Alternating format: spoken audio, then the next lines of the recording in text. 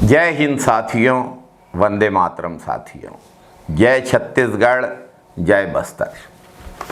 भाजपा की सरकार बनते ही पूरे छत्तीसगढ़ में और खासकर बस्तर में जमीनों पर कब्जा करने और अवैध वसूली का रैकेट चरम पर है।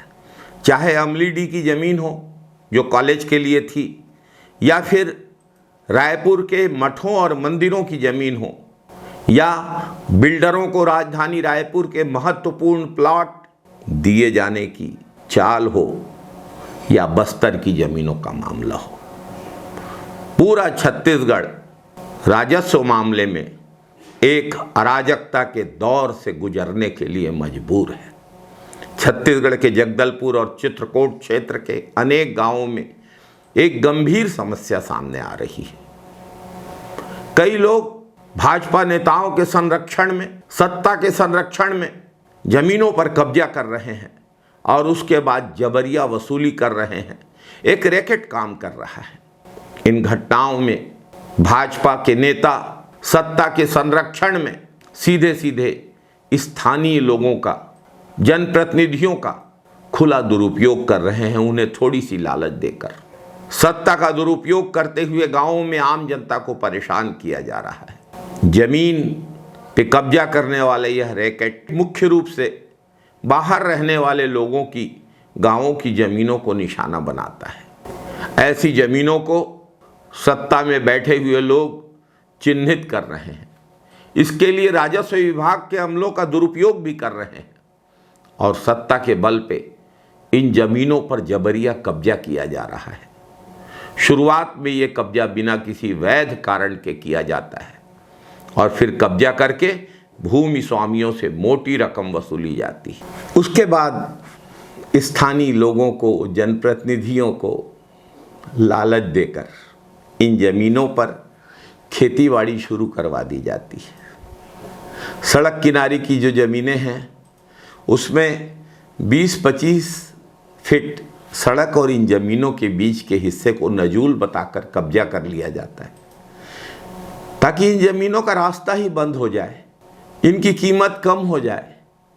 भूमि स्वामी को परेशान किया जाता है और यह सब भी नहीं चलता तो राजस्व विभाग में गलत सलत शिकायतें दर्ज की जा रही हैं और सत्ता के बल पर जमीन के कब्जे के मामले को विवादित बनाया जा रहा है। यह गिरोह अपनी धमकियों के माध्यम से, दबाव के माध्यम से जमीनों पर कब्जा कर रहा है और उसके बाद जमीन मालिकों से कब्जा छोड़ने के लिए मोटी रकम वसूलता है। यह प्रक्रिया अब इतनी बढ़ गई है बस्तर में, चित्रकोट में, पूरे छत्तीसगढ़ में कि भूमि स्वामियों के लिए अपनी जमीन बचाए रखना मुश्किल हो गया है, क्योंकि इस जमीन के रैकेट का पैसा ऊपर तक जा रहा है। सत्ता में बैठे हुए लोग इस रैकेट को, ऐसे सुनियोजित अपराधों को, इस अवैध वसूली को संरक्षण दे रहे हैं। इस रैकेट को चलाने वाले लोग खुलेआम दावा करते हैं कि हम ऊपर तक पैसा पहुंचाते हैं। अनेक पीड़ित भूस्वामियों ने इस बात की सलाह दी है, जब तक प्रदेश में भाजपा की सरकार है तब तक कोई गांव में जमीन खरीदे ही नहीं। अगर खरीदने की गलती करता है तो तत्काल सीमांकन कराए और चार दीवारी बनवा ले। पता नहीं कब किस भाजपाई की नज़र इस जमीन पर पड़ जाए और भूमि स्वामियों को अपने हक की ज़मीनों से हाथ धोना पड़ जाए। कमाल की बात तो यह है कि आज हर पांचवा भूमि स्वामी इन जमीन लुटेरों की गिरफ्त से परेशान है, हलाकान है। कहीं नामांतरण होने के बावजूद जमीन किसी और के नाम फिर से चढ़ा दी जा रही है।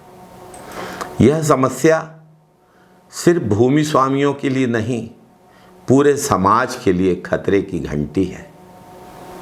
भाजपा सरकार में सत्ता का ऐसा दुरुपयोग, राजस्व विभाग में ऐसा भ्रष्टाचार और रैकेट बना के सत्ता के संरक्षण में स्थानीय नेताओं का अत्याचार, इससे किसान परेशान है, ग्रामीण परेशान है और ये स्थिति पूरे छत्तीसगढ़ की समस्या हो चुकी है।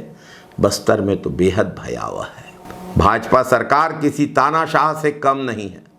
भाजपा को अवैध वसूली का यह गोरख धंधा, जमीन मालिकों को परेशान करके, किसानों को परेशान करके अवैध वसूली का यह गोरख धंधा बंद करना चाहिए। ये चलेगा नहीं, ये बेहद गलत है, यह बेहद अनुचित है। जय बस्तर, जय छत्तीसगढ़, जय हिंद, वंदे मातरम।